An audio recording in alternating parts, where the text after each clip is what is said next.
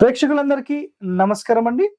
మనం గత ఎపిసోడ్‌లో తూర్పు ఇల్లంటే ఏంటి? తూర్పు ఫేసింగ్ ఇల్లంటే ఏంటి? దక్షిణం ఇల్లంటే ఏంటి? దక్షిణం ఫేసింగ్ ఇల్లంటే ఏంటి? పడమర ఇల్లంటే ఏంటి? పడమర ఫేసింగ్ ఇల్లంటే ఏంటి? అండ్ చివరిగా ఉత్తరం ఇల్లంటే ఏంటి? ఉత్తరం ఫేసింగ్ ఇల్లంటే ఏంటి? వీటికి సంబంధించిన డీటెయిలింగ్ ఇన్ఫర్మేషన్ పూర్తి ఎపిసోడ్ గతంలో మనం చేసాం. లాస్ట్ ఎపిసోడ్ లో నేను ఒకటి చెప్పాను ఏంటంటే, నెక్స్ట్ ఎపిసోడ్ లో మీకు నేను ఈశాన్యం ఇల్లు గురించి, ఆగ్నేయం ఇల్లు గురించి, నైరుతి ఇల్లు గురించి, వాయువ్య ఇల్లు గురించి చెప్తానని చెప్పాను. అసలు సార్ నైరుతి ఇల్లు అంటే ఏంటి, ఈశాన్యపు ఇల్లు అంటే ఏంటి, వాయువ్య ఇల్లు అంటే ఏంటి, ఆగ్నేయపు ఇల్లు అంటే ఏంటి? ఇది ఎక్కడ మేము వినలేదు సార్, మీరు ఎక్కడ టాపిక్ చెప్తున్నారు? మీరు వినలేదండి, మీకు అన్ని తెలుసు. నేను ఇక్కడ ఎక్స్ప్లెయిన్ చేస్తాను, మీరు ఎక్స్ప్లెయిన్ చేసిన తర్వాత మీకు అర్థమవుతుంది. ఒకసారి ఇక్కడ చూడండి, ఇది ఒక స్థలం అండి, ఓకేనా? ఇది ఒక ఎగ్జాంపుల్ లో తూర్పు ఫేసింగ్, ఈస్ట్ ఫేసింగ్ స్థలం అనుకుందాం, ఊరికే ఒక మాట కనుక్కుందాం. ఇందులో మీరు అబ్జర్వ్ చేయండి, నైరుతి ఇల్లు అనేది అందరికీ తెలిసిందే, ఓకేనా? సో స్థలం మొత్తంలో ఇది తూర్పు, చూసుకోండి, తూర్పు, దక్షిణము, పడమర, ఉత్తరం. రైట్ సార్, స్థలంలో ఇల్లు ఎక్కడ కట్టాలి అని ఒక ప్రశ్న వేస్తే అందరు ఏమంటారు? సార్ నైరుతి కేసి కట్టాలి, ఉత్తరంలో ఎక్కువ ఖాళీ పెట్టాలి, తూర్పులో ఎక్కువ ఖాళీ పెట్టాలి అని మాట్లాడతారు, తెలుసు కదా అందరికి. ఇదేంటి? ఫస్ట్ దీనినే నైరుతి ఇల్లు అంటారు.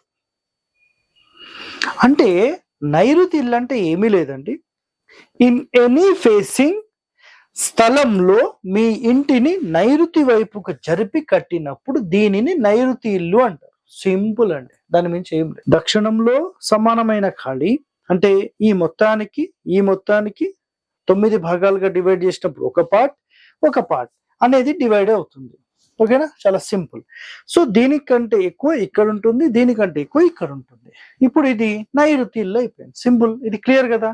రైట్. ఈశాన్యపు ఇల్లు అంటే ఇక్కడ చూడండి, ఫర్ ఎగ్జాంపుల్ ఇది పడమర ఫేసింగ్ అనుకుందాం మీరు, ఇది పడమర వెస్ట్ రోడ్, ఓకేనా? వెస్ట్ రోడ్ అయితే ఈశాన్యపు ఇల్లు అంటే మన మొత్తం స్థలంలో మనము ఇక్కడ చూడండి, ఇది తూర్పు, ఇది దక్షిణము, ఉత్తరము, పడమర.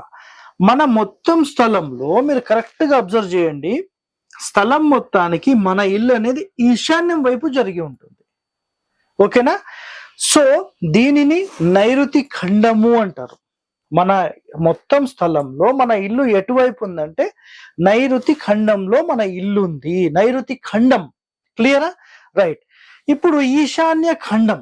సో మొత్తం మన స్థలంలో ఇటు 9 భాగాలు, ఇటు 9 భాగాలు చేసినప్పుడు ఈ 9 భాగాల్లో ఇక్కడ ఒక భాగం, ఈ 9 భాగాల్లో ఇక్కడ ఒక భాగం. అంటే దక్షిణంలో పడమరలో మాత్రమే ఖాళీ స్థలం అనేది ఎక్కువగా ఉంటుంది, తక్కువ ఉండదండి, ఎక్కువగా ఉంటుంది. సో ఇలాంటి కండిషన్స్ లో ఒకవేళ స్థలం ఇలా పొడవు ఉంటే మనకు దక్షిణం ఎక్కువ ఖాళీ ఉంటుంది, పడమర తక్కువ ఉంటుంది, చాలా సింపుల్ గా.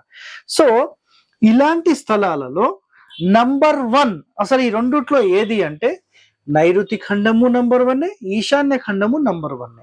బట్ పూర్వీకులు, మహర్షులు ప్రిఫర్ చేసిన మొట్టమొదటిది ఈశాన్య ఖండం, దీనినే మనుష్య ఖండం అంటారు, ఓకేనా? నైరుతి ఖండాన్ని సింపుల్ గా దైవ ఖండం అంటారు. ఇక చూడండి ఒకసారి, స్థలం మొత్తాన్ని 4 ముక్కలుగా డివైడ్ చేస్తే మనుష్య ఖండం ఈశాన్యాన్ని, ఆగ్నేయ ఖండం ఆగ్నేయాన్ని, దైవ ఖండం అంటే నైరుతిని, వాయువ్య ఖండం అంటే వాయువుని. సో ఇక్కడ క్లియర్ గా మీకు ఏం చెప్పానంటే, స్థలం మొత్తంలో మన ఇంటిని నైరుతి వైపుకు జరిపినప్పుడు దీనిని నైరుతి ఇల్లని, నైరుతి ఖండం అని, దీన్ని దైవ ఖండం అని కూడా మనం మాట్లాడతాం, ఓకేనా? ఇది ఒకటి క్లియర్ మీకు. రైట్. ఇప్పుడు ఇందులో మీకు మళ్ళీ సెకండరీ ఆప్షన్ కిందికి చెప్తాను నేను. ఈశాన్య ఖండం అంటే ఆల్రెడీ నేను ఇక్కడ చూపించాను మీకు లైవ్ గా, క్లియర్ గా మొత్తం గీసి నేను చూపించాను. అదేంటంటే మన మొత్తం స్థలంలో ఇల్లు అనేది ఈశాన్యం వైపుకి జరిగి ఉంటుంది. సో అది కూడా నేను క్లియర్ గా మీకు ఎక్స్ప్లెయిన్ చేశాను. ఇప్పుడు చివరిగా ఆగ్నేయపు ఖండం ఏంటంటే మన మొత్తం స్థలం గనక, ఇదంతా స్థలం మనది, మనం ఆగ్నేయానికి జరిపి ఇల్లు కట్టారో 100% ఈ ఇంటి లోపల మీరు ఉండలేరు. ఇది ఎక్కువగా అమ్మకాలకు, ధన నష్టానికి ఇది కారణం అవుతుంది. సో మనకు వర్గుల ప్రకారం అయితే కొన్ని పుస్తకాల్లో, కొన్ని గ్రంథాలలో మనకు ఈ వాయువ్య ఖండము, ఆగ్నేయ ఖండం అని ఇచ్చారు.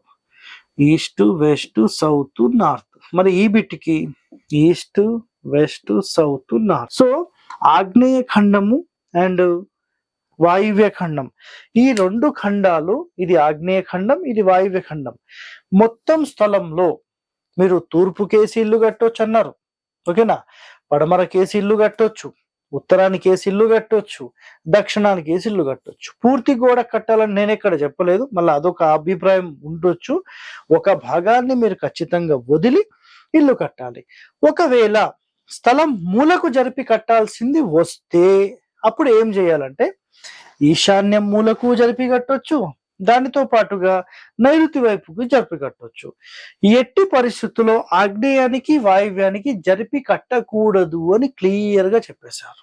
ఒక మానసిక ప్రశాంతత మీకు కావాలనుకోండి, మీరు నైరుతికి గాని, ఈశాన్యానికి గాని 100% కట్టొచ్చు. ఇది వర్గుల బేస్ మీద ఇది డిసైడ్ అయి ఉంటుంది. ఇది ఒక్కటి గుర్తుపెట్టేసుకోనండి మీరు.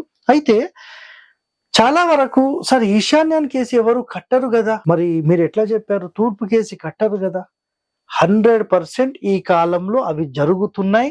నేను ఎన్నో ఇండ్లు నేను చూశాను, వాటి యొక్క రిజల్ట్ ఏంటి కూడా అక్కడ అబ్జర్వ్ చేస్తున్నాను. కొత్త కొత్త ప్లాన్ డిజైనింగ్స్ లో కూడా ఈ కాన్సెప్ట్స్ అనేవి చాలా డెప్త్ లో నేను చూశాను.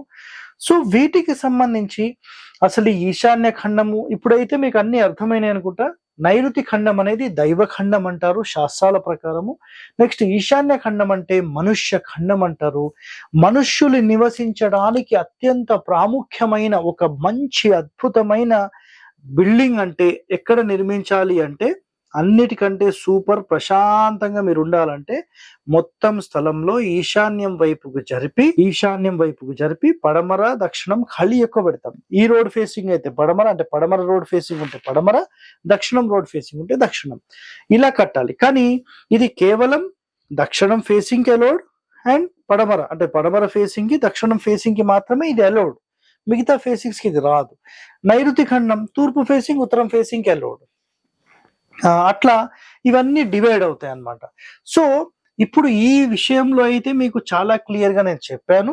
నెక్స్ట్ ఎపిసోడ్ లో నేను ఏం చేస్తానంటే అసలు ఇప్పుడు కట్టే ఇండ్లలో అసలు ఈశాన్య ఖండం ఎవరైనా పాటిస్తున్నారా, నైరుతి ఖండం ఎవరైనా పాటిస్తున్నారా, అసలు వీటికి సంబంధించిన డీటెయిలింగ్స్ ఏంటి, శాస్త్ర నియమాల ప్రకారం నేను టోటల్ ఎక్స్ప్లెనేషన్ తో ఒక నెక్స్ట్ ఎపిసోడ్ చేస్తాను. So stay tune to our channel.